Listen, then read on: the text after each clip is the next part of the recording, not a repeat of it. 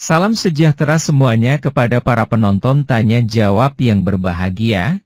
Semoga video ini bisa memberikan pengetahuan dan edukasi kepada para penonton, dan jangan lupa untuk like dan subscribe channel ini ya.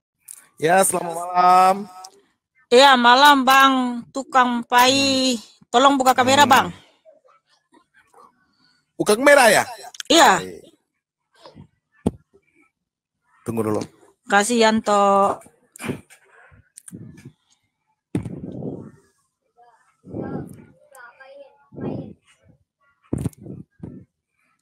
Ya, silakan Bang. Tunggu dulu ya. Ini nyalakan Bang, itu nyalakan. Oke, ya. Ya, silakan. Izin ya, Bu ya, mau Iya, bertanya nih. Ya, silakan Bang. Wah, ketawa pula Bang ini. Ini Yesus. Awas Bang, ini... jangan sampai dimakan mic-nya Bang. Ya. Ya, silakan Bang. Ya. Saya melihat tema ini aja, Bu. Saya ini orang awam, Bu ya. Jangan ditanya saya lagi ya. Saya mau bertanya di sini. Ya, makanya jangan ngeyel kalau nggak mau ditanya balik. Nggak ngeyel, nggak ada ngeyelnya. Gini. Tunggu sebentar ya. Saya nih narasinya ada di pertemanya ya. Yesus Allah yang Maha Kuasa, gitu ya.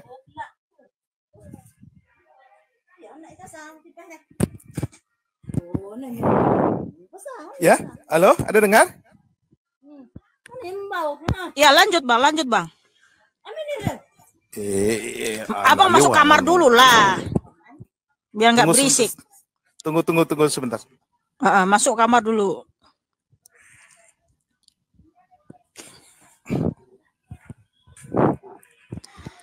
Oke, saya mau bertanya nih.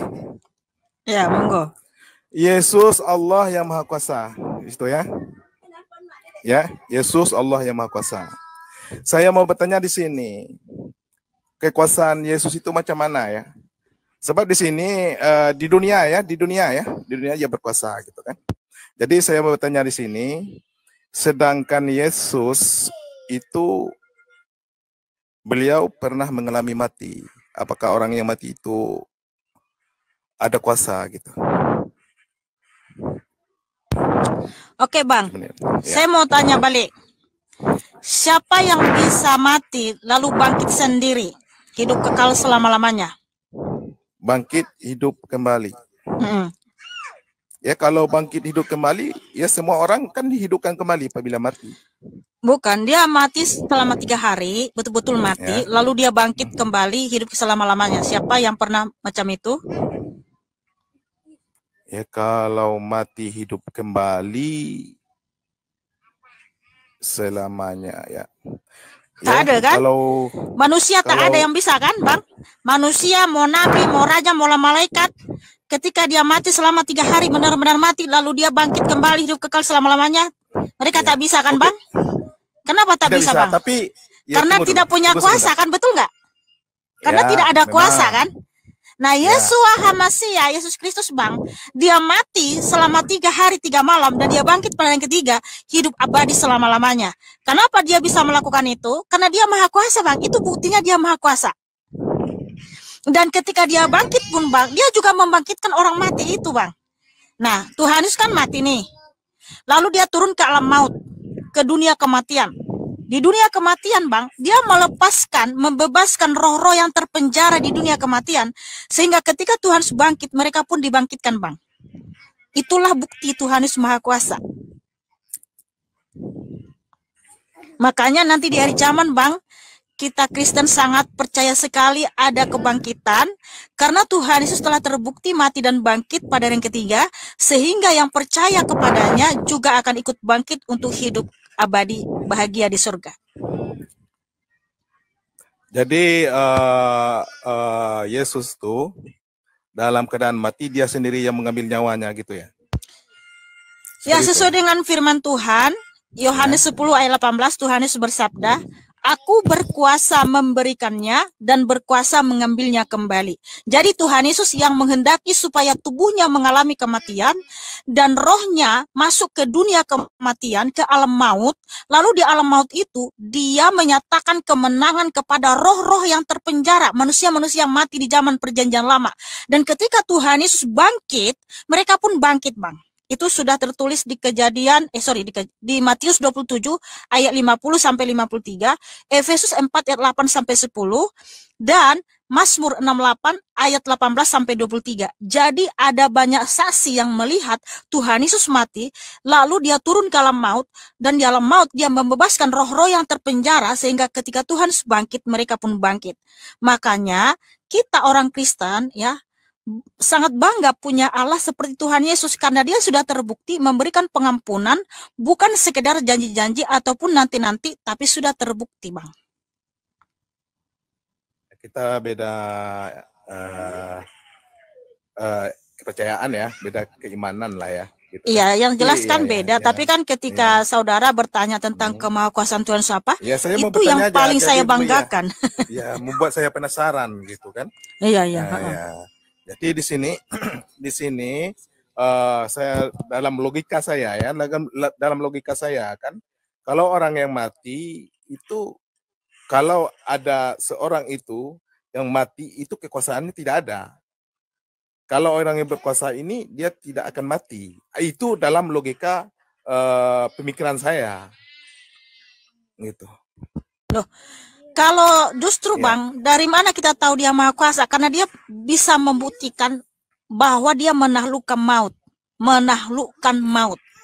Nah, contoh Bang, dari mana kita tahu kalau seseorang petinju itu, dia itu seorang juara kalau dia tidak bertinju dulu, kalau tidak bertanding dalam ring.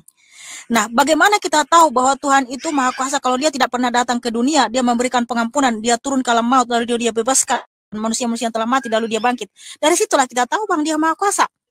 Kalau dia tidak bertindak, tidak melakukan apa-apa, dari mana kita tahu dia maha kuasa? Dari perbuatan dan karya-karyanya lah kita tahu siapa dia, Bang. Kalau hanya ngaku-ngaku Tuhan, Bang, banyak. Firaun aja ngaku Tuhan, Bang, dan minta disembah. Tapi apakah terbukti dia Tuhan? Gak terbukti.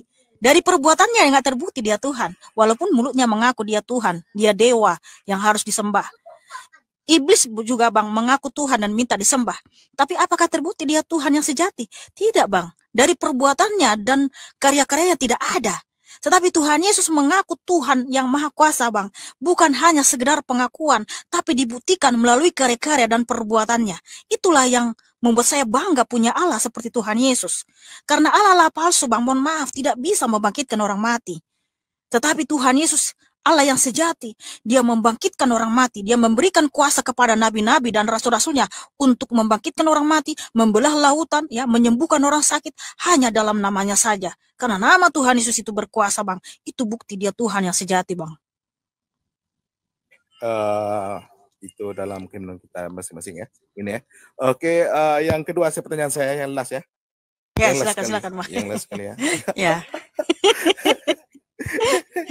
Gini ya, apakah Yesus itu pernah merasa takut? Justru Tuhan Yesus menyatakan sama kita, Bang, ya. Oke, saya bacakan ayatnya. Kejadian 15 ayat 1 ya. Tuhan Yesus adalah Allah itu sendiri menyatakan, janganlah takut. Jangan takut ya. Di mana Tuhan Yesus selalu mengatakan kepada umat manusia ya, jangan takut. Kemudian sebentar. Matius 14 ayat 27.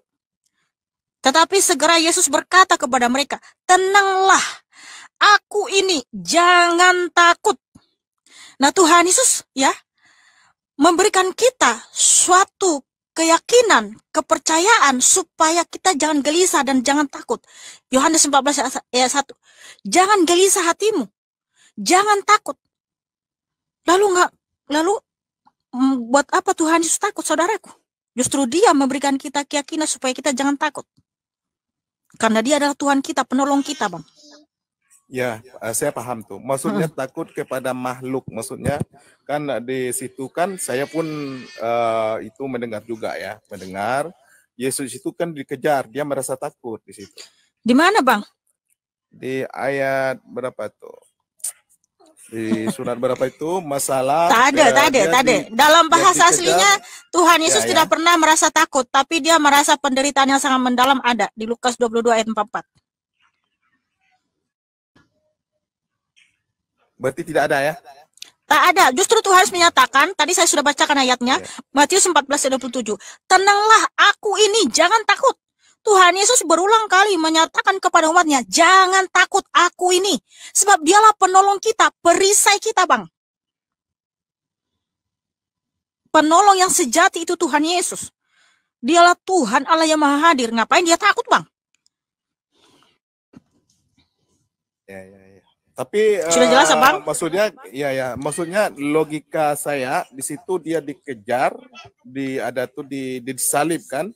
Dia kan disalib di masa itu. Tapi tak ada dia dikejar, Bang. Tak ada dikejar, Bang. Tidak ada ya? Nah, okay. Karena gini, Yohanes 8 ayat 59, Tuhan Yesus menyatakan bahwa dia adalah Allah itu sendiri, sehingga orang Farisi mau melempari dia, ya. Tuhan Yesus bisa menghilang tiba-tiba, Bang. Yohanes 8 ayat 59, ya. Lalu mereka mengambil batu untuk melempari dia, tetapi Yesus menghilang. Tuhan Yesus sering menghilang, Bang, ketika dia mau ditangkap, dia mau dilempari batu. Dia tiba-tiba bisa menghilang. Kenapa dia bisa menghilang, Bang? Karena dia Tuhan yang Maha Kuasa. Tetapi Tuhan Yesus tidak pernah dikejar. Justru ketika tiba waktunya dia disalibkan, dia justru pergi ke Yerusalem, Bang. Ya. Di Matius berapa ya? Marilah kita pergi ke Yerusalem. Karena anak manusia akan diserahkan, disalibkan, mati, dan bangkit pada yang ketiga. Nggak ada dia, Bang, takut. Nggak ada dia kabur, Bang. Nggak ada siapapun, nggak ada siapapun yang bisa menangkap Tuhan Yesus kalau bukan dia sendiri yang menyerahkan dirinya, Bang. Ya, berarti dalam Alkitabnya tertulis tidak ada Yesus itu takut ya dengan makhluk. Tak ada. Justru dia adalah penolong yang sejati, Bang. Nah, ya, oke. Tadi kalau penderitaan, dia pernah merasa penderitaan. Iya, dia merasakan penderitaan kita, Bang. Dia merasakan kelemahan-kelemahan kita. Waktu dia datang, dia merasakan, waktu dia datang ke dunia, menyatakan diri dalam rupa manusia. Makanya ada firman Tuhan tertulis, Bang, saya bacakan dulu ya. Ibrani 4 ayat 15. Sebab imam besar yang kita punya bukanlah imam besar yang tidak dapat turut merasakan kelemahan-kelemahan kita. Sebaliknya sama dengan kita, ia telah dicobai, hanya tidak berbuat dosa. Jadi Tuhan Yesus merasakan penderitaan kita, kelemahan kita, Bang. Makanya nanti, Bang, di akhir zaman ketika datang penghakiman itu, kita nggak bisa berdalih di hadapan Tuhan Yesus, Bang. Ya, manusia ini kan suka berdalih.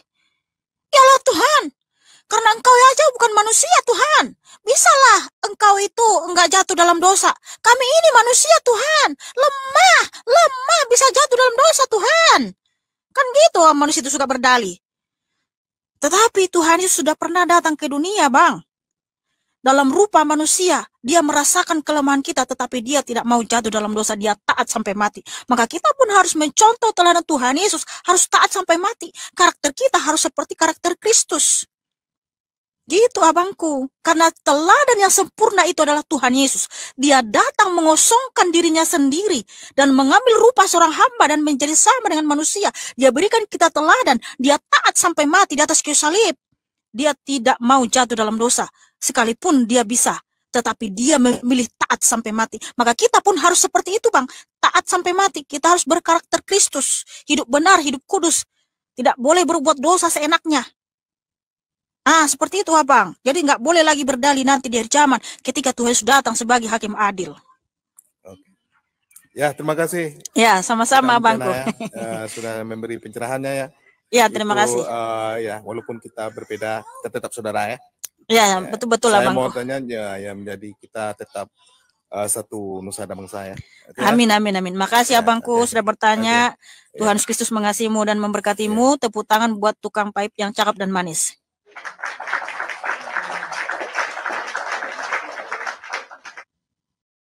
Saudara-saudara sekalian, sudah kita saksikan bersama-sama di video ini dan seperti yang kita ketahui ada pertanyaan-pertanyaan tentang bagaimana dikatakan Maha Kuasa sedangkan Yesus itu pernah mati. Siapa yang mengambil nyawa Yesus? Dan Mihana menjawab serta menjelaskan bagaimana Yesus mati dan bangkit itu dikatakan Yesus punya kekuasaan tapi si penanya tidak setuju dan merasa penasaran bagaimana dikatakan yang Maha Kuasa tapi bisa mati. Lalu ada pertanyaan apakah Yesus itu pernah merasa takut? Dalam hal ini Mihana mengatakan sekaligus menyebutkan dalil bahwa Yesus tidak pernah takut padahal menurut si penanya dalam Alkitab disebutkan Yesus merasa takut pada waktu mau ditangkap. Silahkan para penonton bisa menilai sendiri yang benar seperti apa. Silahkan dipelajari sendiri dengan membaca Alkitab mungkin lalu silahkan tulis di kolom komentar tentang pandangan saudara. Terima kasih. Jawabannya lihat ayat di Alkitab. Yohanes pukul 10:18 Tidak seorang pun mengambilnya daripadaku, melainkan aku memberikannya menurut kehendakku sendiri. Aku berkuasa memberikannya dan berkuasa mengambilnya kembali. Inilah tugas yang kuterima dari Bapakku. Matius 27, lihat perikopnya di ayat 50-53. Efesus 4, lihat perikopnya di ayat 8-10. Mazmur 68, lihat perikopnya di ayat 18-23. Kejadian 15:1 Kemudian datanglah firman Tuhan kepada Abram dalam suatu penglihatan, janganlah takut, Abram, akulah perisaimu, upahmu akan sangat besar.